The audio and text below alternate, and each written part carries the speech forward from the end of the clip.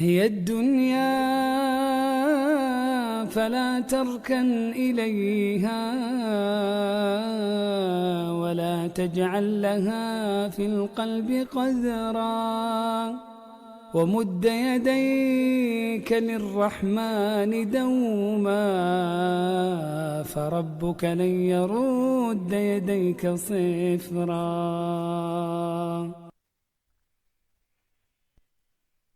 Assalamualaikum warahmatullahi wabarakatuh.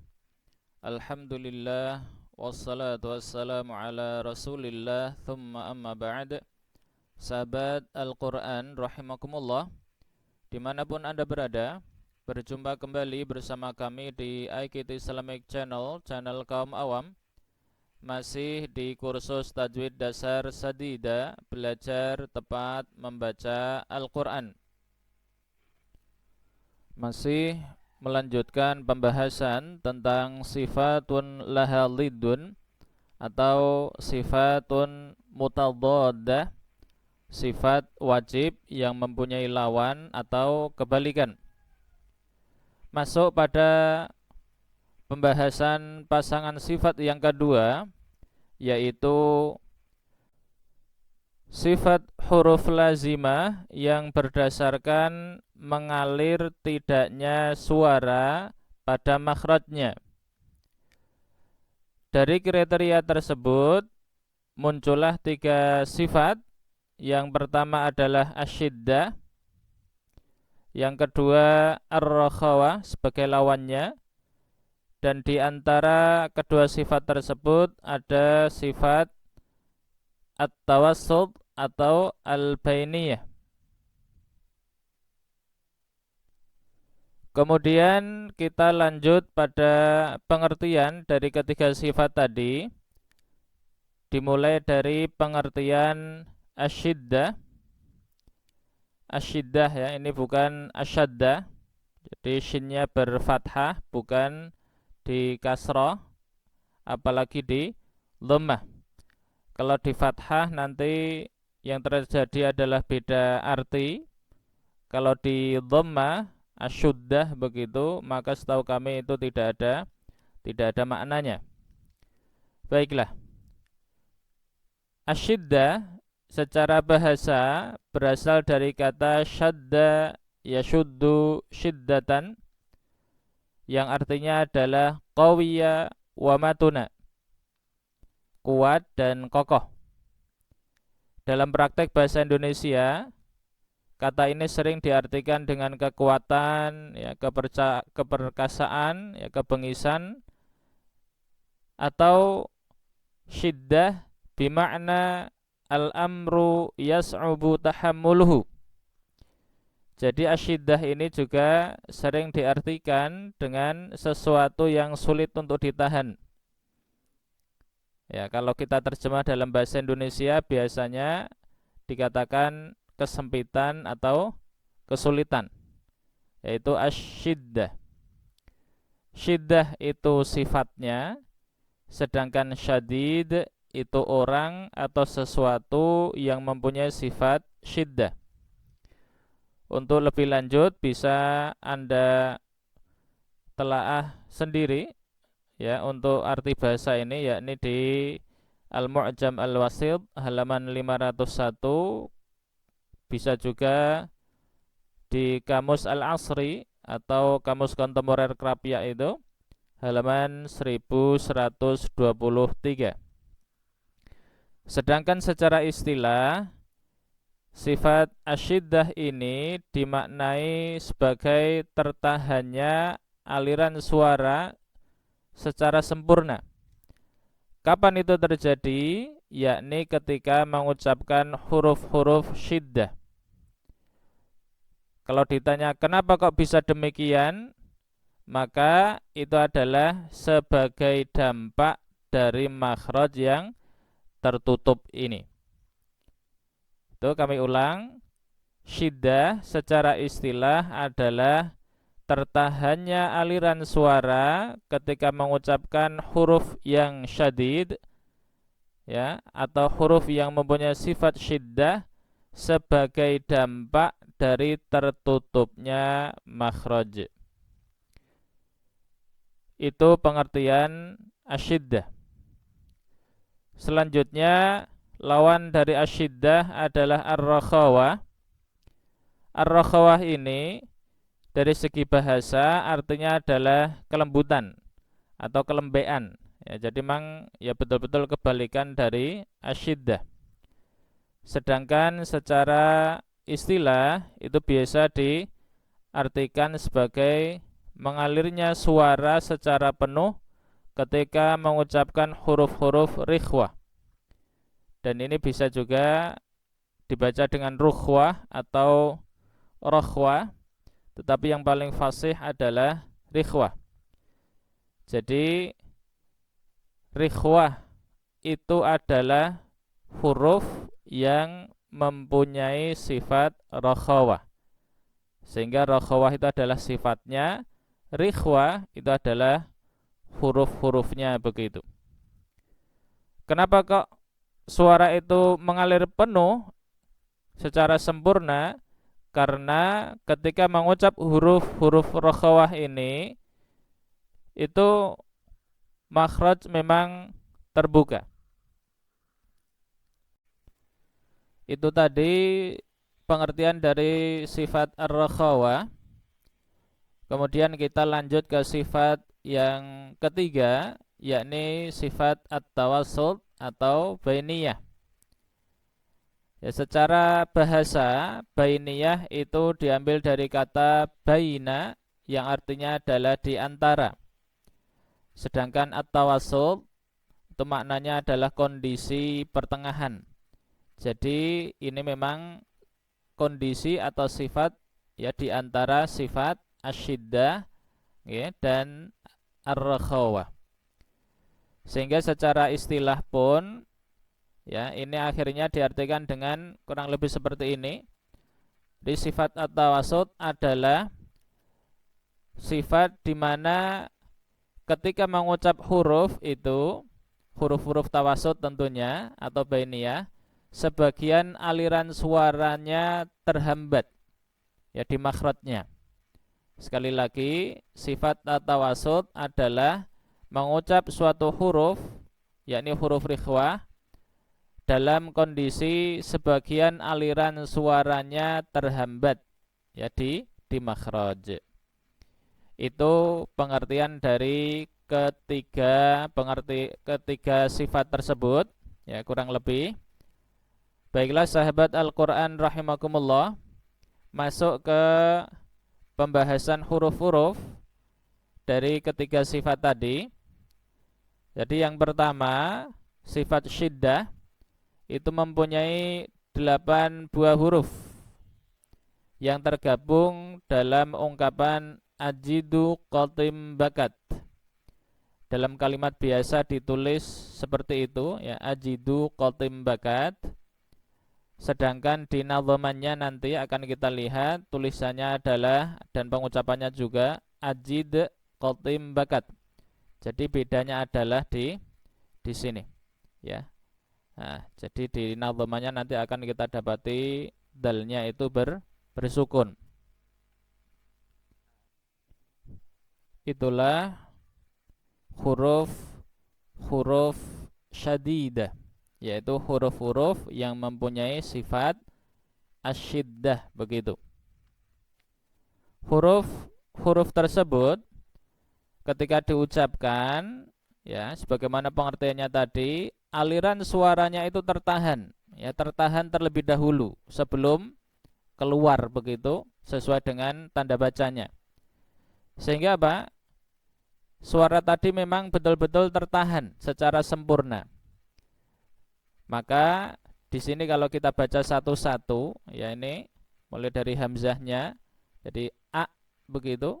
Kemudian untuk jim, aj, nah itu tertahan. Dalnya juga begitu, ad. Qafnya juga demikian, tertahan di makhrajnya, al, to begitu, al. Sedangkan ba juga sama, ab, dan seterusnya sama, kaf, ak, dan ta, at, at. Jadi belum ada suara berupa tanda baca atau yang selainnya setelah suara tadi tertahan. Itu belum ada. Ya. Dan kami ingatkan sekali lagi bahwa bunyi atau suara dari huruf-huruf tadi itu memang belum bisa keluar. Kenapa? Karena terhambat di makhrajnya masing-masing. Makhrajnya kenapa kok bisa menghambat? Karena makhrajnya tersebut itu sepenuhnya tertutup. Tentunya itu pada waktu huruf-huruf tersebut itu dalam kondisi bersukun atau mati, ya. Lalu bagaimana agar huruf-huruf itu kemudian bisa diucap? Yaitu dengan cara merangkai sifat syiddah ini dengan sifat lanjutannya. Jadi ada dua sifat yang berurutan begitu. Jadi kalau dilihat dari prinsip dasar sifatul huruf, maka ini ada perkecualian. Jadi sifat-sifat huruf itu harusnya ditunaikan sepenuhnya sekali begitu, sekali waktu. Tetapi untuk syiddah ini dia ada merupakan salah satu perkecualian. Jadi dia ada dua sifat yang nanti ada lanjutan begitu. Dan kalau dikelompokkan, maka ada dua kondisi atau sifat sebagai kelanjutan dari sifat syiddah ini. Yang pertama adalah huruf-huruf tersebut dibunyikan, ya setelah tertahan ya, dibunyikan tanpa ada aliran udara. Akhirnya sifat yang lanjutan itu adalah jahar, ya. Sebagaimana yang pernah kita bahas di materi sebelumnya. Jadi ada huruf-huruf yang syiddah kemudian dilanjutkan dengan jahar. Huruf-hurufnya disebut dengan syadidah majhurah, atau kalau satu ya syadid majhur begitu. Dan ini adalah rangkaian sifat untuk huruf hamzah, ya.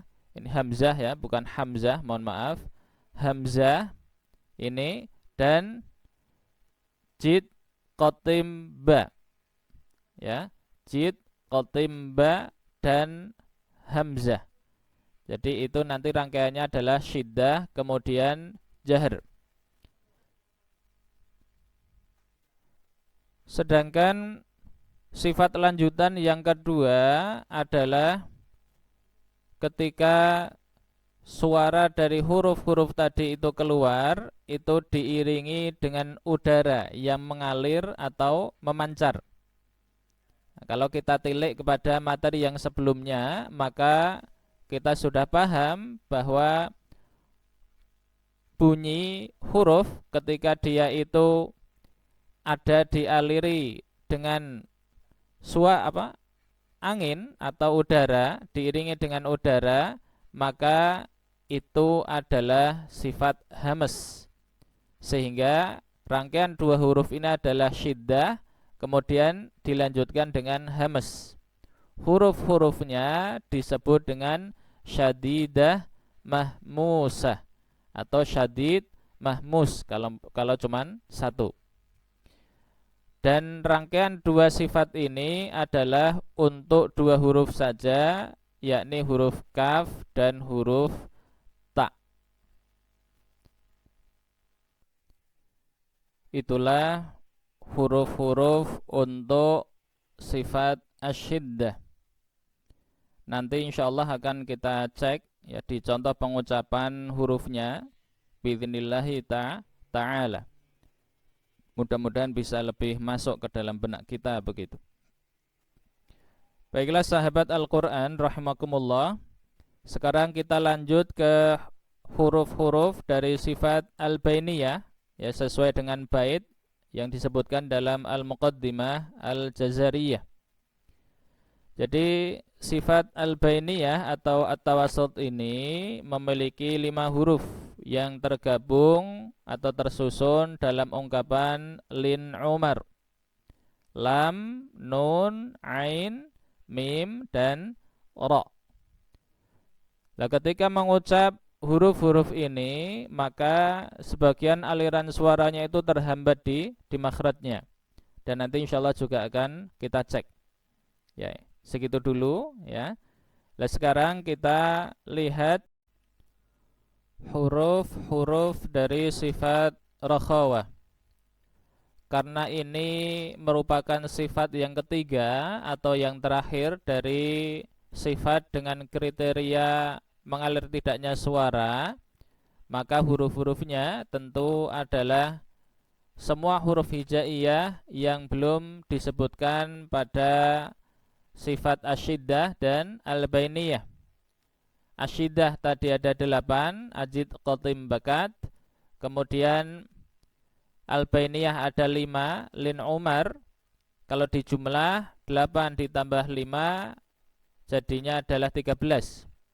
Sehingga huruf ar-rakhawah itu adalah 29 dikurangi 13 jadinya berapa? Jadinya ada 16 huruf.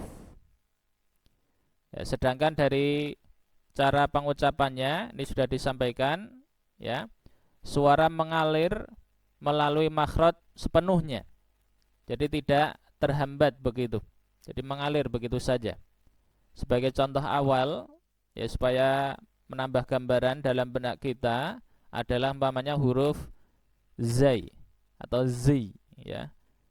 Ketika huruf zai ini kita ucapkan za, zu, zi, baz ya, utamanya ketika sukun itu suara mengalir. Sin juga begitu ya, sa, su, si, bas. Wo juga begitu, lo, lu, li, bal. Ya, begitu seterusnya di 16 huruf ini. Baiklah sahabat Al-Quran rahimakumullah, kita lihat ke matanya terlebih dahulu ya sebelum masuk ke contoh-contoh pengucapan disertai dengan gambar peraganya. Ya, ini matan bait ke 21 baris kedua dan 22 baris pertama. Bunyinya kurang lebih seperti ini. Syadiduha lafzu ajid qatim bakat wa baina rikhwi wa syadidi lin Umar. Ya, ini tadi sudah kita sampaikan. Ketika penulisan biasa maka ini dalnya di dhammah, sedangkan ketika dalam nadhaman maka dalnya di sukun. Syadiduha lafzu ajid qatim bakat.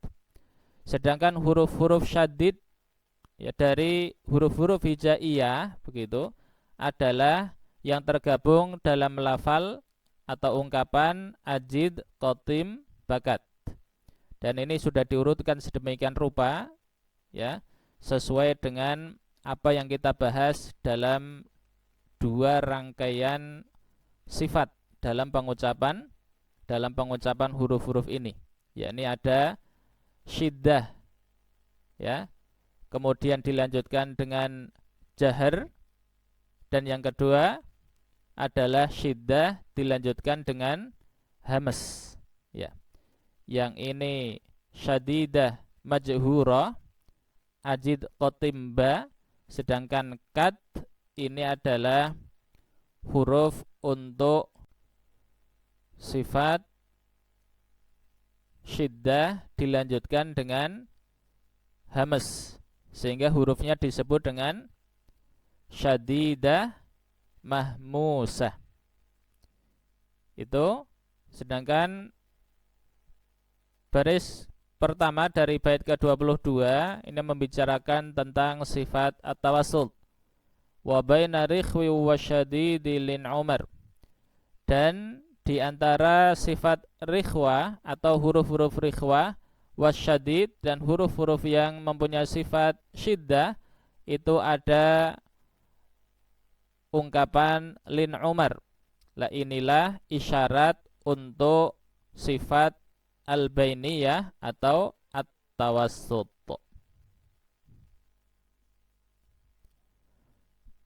Dan dari pembahasan tadi, maka kita akhirnya bisa mengambil kata kunci dari ketiga sifat ini apa? Yaitu aliran suara. Yang syiddah itu tertahan penuh, rakhawah itu mengalir penuh, sedangkan al-bainiyah atau at-tawassut aliran suaranya terhambat sebagian. Baik, kita mulai contoh pengucapan huruf yang pertama, yakni kita bandingkan pengucapan jim untuk sifat syiddah dan huruf shin untuk sifat ar-rakhawah. Ya. Agar lebih mudah untuk kita membedakan antar pengucapan dua huruf ini, maka keduanya kita sukunkan dulu ya. Selanjutnya didahului atau kita letakkan sebelumnya itu huruf hamzah yang berfathah. Ya. Sehingga kalau kita baca menjadi yang jim ini kita baca dengan aj, aj, aj, begitu ya. Dan ketahuan sekali bahwa suaranya itu betul-betul tertahan sempurna ya di makhrajnya. Ini kita bisa lihat di gambarnya. Jadi makhraj dari jim itu adalah tengah lidah. Ini ketika aliran suara mau keluar itu terhambat dulu di sini. Yaitulah sifat asyiddah. Ya, selanjutnya kalau kita bandingkan dengan pengucapan shin, ketika shin ini kita sukunkan kemudian kita letakkan hamzah di setelahnya, maka yang terjadi adalah ash, ash, ash. Jadi suara itu mengalir. Ya, suara mengalir di sini dari makhrajnya. Dan itu bisa kita lihat dari tanda panah ini. Itu berlaku untuk semua huruf ar-rakhawah. Demikian juga dengan yang syiddah tadi. Ya. Dan tentunya untuk bunyi qalqalah, ini kan nanti ada bunyi qalqalah atau sifat qalqalah, maka itu belum kita bahas sekarang. Ya. Insyaallah akan kita bahas pada materi sifat huruf yang tidak berlawan. Dan perlu kita pahami bersama bahwa contoh pertama ini sengaja diambilkan huruf jim dan shin. Kenapa? Karena kedua huruf ini mempunyai makhraj yang sama. Dan kita sudah sama pahami bahwa salah satu fungsi atau manfaat kita mengetahui sifat huruf itu adalah bisa membedakan antar huruf-huruf ya, entah itu 2 ataupun 3 yang memang makhrajnya sama, seperti huruf jim, shin, dan yang satunya lagi adalah huruf ya yang keluar dari tengah lidah ya, diarahkan atau bersama dengan langit-langit yang sejajar. Itu alasan kenapa huruf ini yaitu jim dan shin di compare atau diperbandingkan. Baiklah, kita lanjut kepada uraian dari pengucapan ini, mulai dari yang syiddah, yaitu aliran suara tertahan lebih dahulu oleh makhraj yang tertutup. Nah, ini tertutup sempurna. Itu untuk syiddah. Sedangkan untuk yang rakhawah atau ar-rakhawah maksud kami, maka suara itu langsung mengalir keluar ya melalui makhraj yang terbuka. Ya, dari sini. Itu kurang lebih perbandingan dari pengucapan jim dan shin. Untuk selanjutnya kita sampaikan contoh kedua, yakni pengucapan dari huruf yang mempunyai sifat syiddah dan dilanjutkan dengan sifat hamas. Jadi hurufnya disebut apa tadi? Huruf syadidah mahmusah. Kita lihat contohnya adalah huruf kaf. Ya. Kita langsung buka ya. Huruf kaf ketika dia masih dalam kondisi sifat syiddah, maka suara lebih dulu tertahan di makhrajnya. Ya, makhraj dari huruf kaf itu kan ada di antara langit-langit keras dan langit-langit lunak. Ya. Jadi pangkal lidahnya diletakkan di situ begitu. Sehingga aliran suara yang akan keluar itu tertahan dulu di situ. Begitu. Lantas ketika itu terucap, maksudnya ketika makhrajnya dibuka, maka terjadilah bunyi kaf yang berharokat, ya, bisa berharokat, bisa bersukun. Yang jelas itu dialiri dengan udara, ya. Jadi suara yang keluar itu ada aliran udaranya yang mengiringi. Jadi kurang lebih seperti ini. Kalau berharokat, ka, ditahan dulu, ka, ku, ki.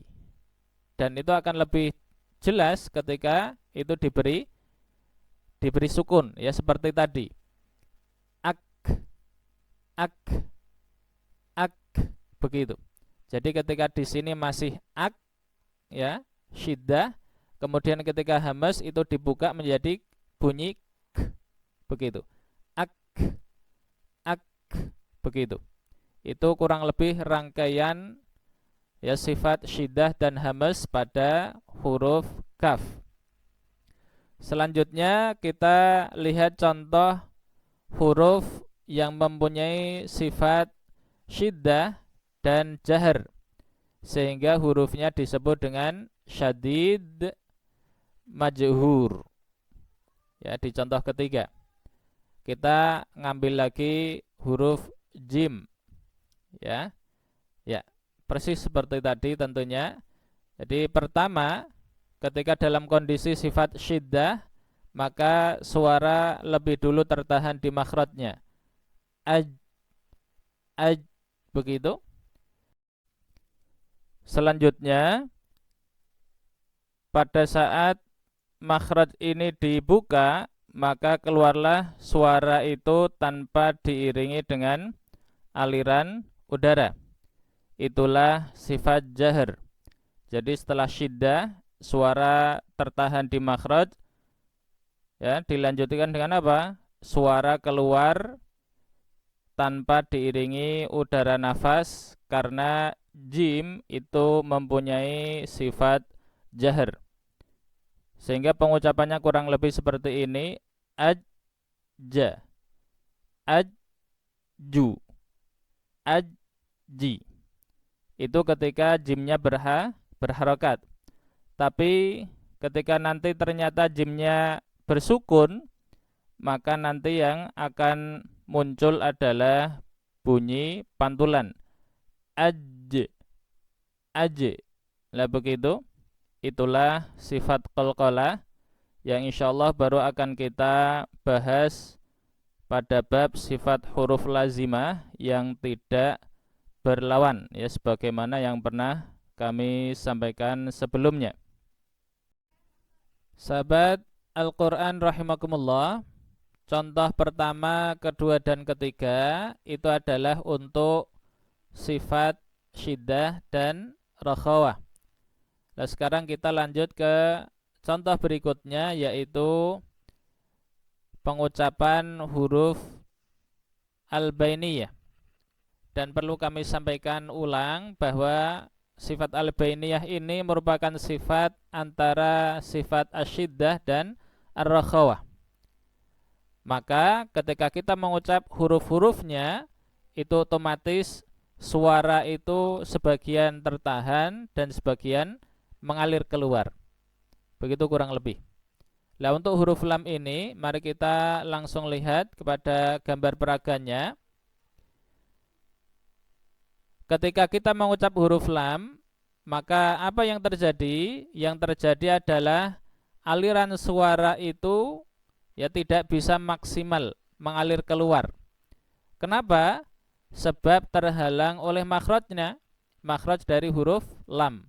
Makhrajnya di mana? Makhrajnya adalah sisi lidah bagian depan yang ditempelkan di langit-langit keras yang sejajar. Ya.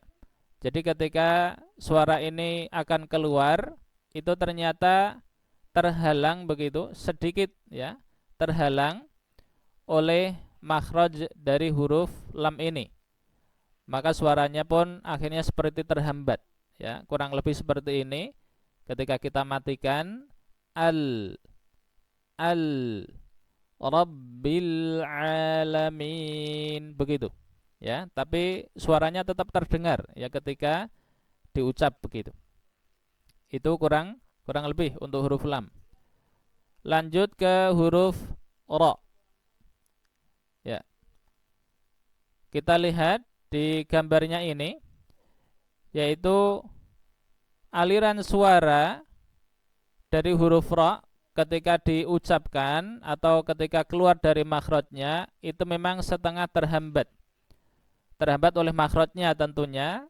Dan makhraj dari huruf ra ini sudah kita pahami bersama, itu keluar dari mana? Keluar dari ujung lidah yang lebih dekat kepada permukaannya, dan itu ditempelkan pada gusi yang sejajar ya, dekat sekali dengan makhraj dari huruf nun ya, sehingga suaranya itu akhirnya keluar melalui celah yang ada di ujung tengah lidah ya. Kalau kita lihat gambar ini, maka yang putih ini adalah aliran suaranya. Ini adalah gambar dari sebelah sisi kiri ya. Kemudian ini gambar yang kita lihat dari depan. Jadi ini sekali lagi adalah aliran suara itu keluar dari ujung tengah lidah. Itu dari pengucapan jadinya kurang lebih begini ketika kita sukunkan l. Jadi suaranya memang sebagian itu terhambat, dan itu akan kita bicarakan lebih dalam ya pada sifat inhiraf dan sifat takrir insyaallah ta'ala. Baik, lanjut ke sifat bainiyah untuk huruf mim dan nun. Langsung kita perlihatkan uraian dan gambarnya. Kurang lebih seperti ini. Jadi ketika huruf nun dan mim ini kita ucapkan, maka aliran suara itu hanya keluar dari rongga hidung ya, hanya keluar dari rongga hidung. Sedangkan sebagian suaranya lagi yang harusnya keluar dari mulut ya, bagian mulut itu terhambat oleh makhrajnya. Itu kalau kita lihat makhraj dari mim itu adalah kedua bibirnya dikatupkan ya, dan sekedar ditempelkan. Lah ini ternyata sudah cukup untuk menghambat bunyi mimnya sebagian. Sedangkan bagian suara yang keluar dari rongga hidung, ya ini gunnah ya, dengung begitu, suara dengung itu tetap keluar. Itu bainiyah dari huruf mim. Sedangkan kalau kita lihat dari makhraj ke makhraj nun, maka bisa kita lihat bahwa ujung lidah ketika kita mengucapkan nun itu kan ditempelkan di gusi yang sejajar di atasnya ya, dekat dengan huruf ra tadi ya, sehingga itu sudah cukup untuk menghalangi suara bunyi nun ya, huruf nun begitu, sehingga tidak keluar dari mulut. akhirnya yang keluar itu hanya sebagian saja, yakni yang melalui rongga hidung atau al-khayshum, yang kita sering sebut dengan bunyi dengung atau al-ghunnah. Itu jadi kurang lebih begini kalau kita lamakan ya durasinya. Am am am sedangkan di sini an an an kurang lebih seperti itu. Dan ini insya Allah akan kita perdalam lagi ketika kita membahas tentang sifat al-ghunnah. Seterusnya adalah pengucapan huruf ain, ya, karena huruf ain ini juga masuk ke sifat al-bainiyah. Kita langsung lihat gambar kemudian uraiannya. Jadi ketika kita mengucap huruf ain ini, aliran suaranya itu sebagian terhambat. Terhambat oleh makhrajnya, ya. Makhrajnya adalah ini, ada epiglotis yang kita sebut dengan lidah tenggorokan atau palka pernafasan, lebih populernya aslinya dalam bahasa Arab disebut lisanul mizmar. Jadi epiglotis ini bergerak ke belakang, ya, akhirnya mepet ke dinding tenggorokan. Itulah yang akhirnya membuat sebagian suara ain itu terhambat, ya. Itulah yang membuat sebagian dari suara ain itu terhambat. Maka bunyinya pun akhirnya kurang lebih seperti ini. A a a, karena memang ini ya maju mundur begitu. A a kurang lebih seperti itu. Baiklah sahabat Al-Quran rahimakumullah, sebelum kita pungkasi pertemuan kali ini, berikut kami sampaikan beberapa catatan terkait apa yang telah kita sampaikan. Kemudian juga ada kesimpulan atau faedah yang bisa kita ambil. Yang pertama, bahwa cara ucap berdasarkan aliran suara ini, yakni syiddah, bainiyah, dan rokhawah, itu sangat berpengaruh pada lama tidaknya pengucapan suatu huruf. Dengan kata lain, itu mempunyai pengaruh pada durasi, ya, pengucapan huruf. Itu yang pertama. Kemudian yang kedua, dalam praktek, lama pengucapan suatu huruf itu harus tetap menyesuaikan tingkat kecepatan atau tempo bacaan, baik yang secara hadr cepat, tadwir sedang-sedang atau pertengahan, maupun tahqiq, ya, yang paling perlahan. Begitu. Kemudian catatan ketiga adalah bahwa penentuan secara tepat, ya, dengan izin Allah tentunya, terkait lama pengucapan huruf itu hanya bisa dilakukan oleh qari yang muqri, ya. Dengan kata lain adalah seorang guru yang memang sudah mutqin dalam bacaannya serta bersanad sampai Rasulullah sallallahu alaihi wasallam. Seterusnya catatan keempat, bahwa huruf-huruf yang berharokat itu lama pengucapannya sama, sehingga huruf yang berharokat fathah itu lamanya atau durasinya sama dengan huruf yang berharokat dhammah dan juga sama dengan yang berharokat kasrah. Kita beri 3 contoh. Yang pertama adalah kata kutiba. Jadi ku, ti, ba itu durasinya sama. Meskipun kaf dan ta ada hamas, tetapi apa? Itu tetap durasinya sama. Demikian juga dengan kata ya'idhukum. Ya sama dengan ai, sama dengan lu. Dan yang terakhir su'ilat. Durasi dari pengucapan su sama dengan durasi pengucapan i dan sama juga dengan durasi pengucapan la. Kurang lebih begitu ya. Selanjutnya yang terakhir, catatan kelima, bahwa ukuran lama pengucapan huruf-huruf yang bersukun atau mati itu menyesuaikan aliran suara, sehingga akhirnya nanti huruf rokhawah atau yang rikhwah begitu, itu durasinya lebih lama daripada yang bainiyah.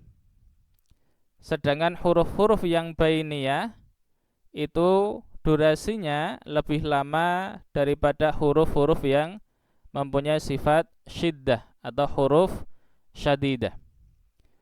Dan sekali lagi, penetapan terkait tepat tidaknya lama pengucapan huruf itu hanya bisa ditentukan melalui cek dari guru yang sudah musnid begitu, yang sudah punya sanad. Wallahu a'lamu bissawab. Itu kurang lebih yang bisa kita sampaikan, kita bahas pada pertemuan kali ini. Mudah-mudahan ada pencerahan meskipun hanya 1-2 titik, tapi harapannya itu bisa membuat semakin matang dan semakin mapan pemahaman kita terkait dengan ilmu tajwid begitu. Baiklah sahabat Al-Quran rahimakumullah, tidak berpanjang kalam ya, marilah kita tutup pertemuan kali ini.